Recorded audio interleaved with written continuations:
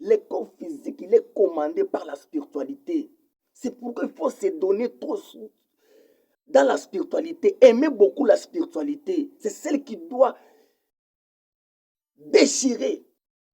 C'est la spiritualité qui doit faire tomber les murs de Jéricho. C'est la spiritualité qui doit séparer la mer rouge. C'est la spiritualité. Ce n'est pas le physique.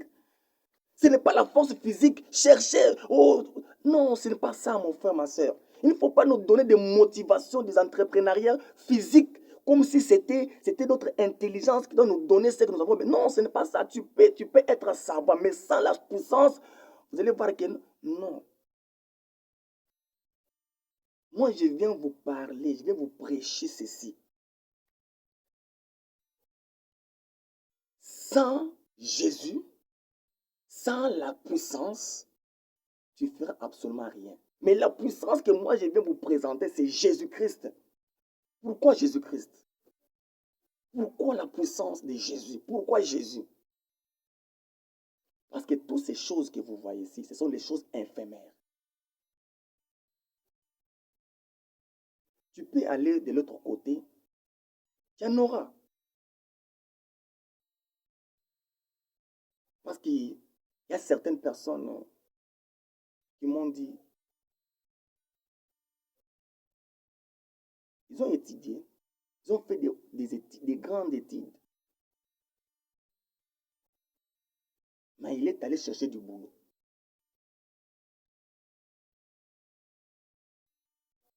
Il a passé son texte, il a réussi. Mais à la fin, on l'a dit, avant de commencer, il faut signer, il faut nous rejoindre dans notre club, un culte. Là, vous allez travailler ici. Il faut signer les impacts avec Satan. Là, vous allez travailler ici. Il les a posé la question. Donc, pour travailler, ça ne demande pas mes compétences, ça demande que je signe les impacts avec les Satan. Avec Satan. Ce n'est pas mon intelligence qui doit me donner du travail. Ce n'est pas mes compétences, ce n'est pas mes études. On l'a répondu. C'est bien d'étudier, mais sans puissance, vous n'allez pas travailler ici. Vous avez compris? Donc, sans puissance, vous n'allez pas travailler ici. Marquez tes compétences, marquez tes études faites. Vous n'allez pas travailler ici. Parce que les clients là, ce n'est pas votre intelligence qui doivent l'appeler pour venir dans notre entreprise. Nous n'allons pas dominer le monde à cause de votre intelligence, non. C'est la puissance qui doit dominer le monde. C'est la puissance qui nous appellera des clients. C'est la puissance qui doit aller évangéliser, parler de notre produit. C'est la puissance. C'est la puissance qui doit motiver le monde pour venir nous acheter notre produit. Notre produit sera accepté parce que la puissance doit l'imposer. Et dès que les gens viendront pour acheter notre produit, c'est là où maintenant vous allez maintenant appliquer votre intelligence. Donc sans la puissance, vous n'allez pas travailler. Parce que les humains que vous voyez là, ce sont des esprits. Il faut les convaincre. Les seuls qui peuvent les convaincre, c'est la puissance. Ce n'est pas votre intelligence. Tu as compris que mais, ici, il y a un problème. C'est-à-dire, on peut étudier, on peut faire tout, avoir des masters, mais sans puissance, on ne doit pas travailler, on ne doit pas rester dans la vie. Je lui ai dit, oui, ils ont raison. Mais leur puissance vous amènera en affaires. C'est bien de gagner l'argent. Vous allez gagner de l'argent, vous allez construire des maisons, acheter des véhicules, des belles véhicules, c'est bon. Mais à la fin, tu iras en affaires. Mais moi, je vais vous présenter la puissance qui vous amènera dans les royaumes des cieux.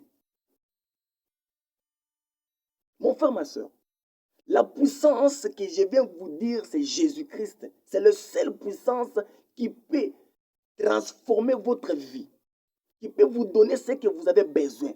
Et à la fin, votre âme est sauvée.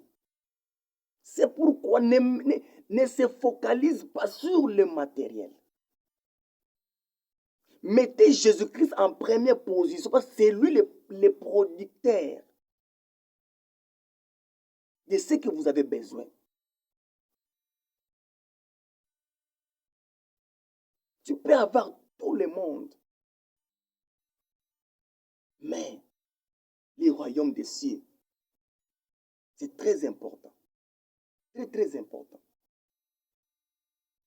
Toutes ces choses sont éphémères. C'est pourquoi la puissance que je vais vous présenter, c'est Christ.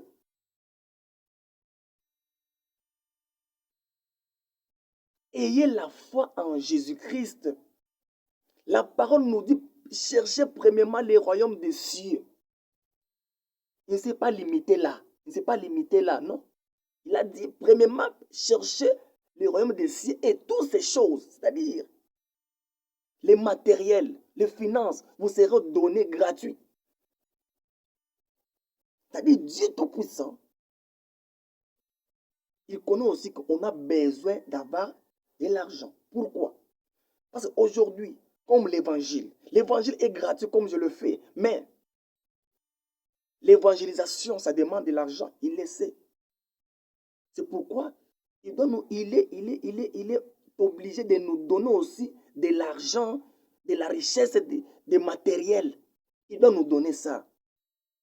Mais le problème que notre puissance soit Jésus-Christ. Que nous marchons selon la volonté parfaite de Dieu. Que nous réussissons selon la volonté parfaite de Dieu. Que nous soyons les modèles de Christ. En étant riche, mais je reflète l'image de Christ. Parce que toutes ces choses, un jour, ça doit rester.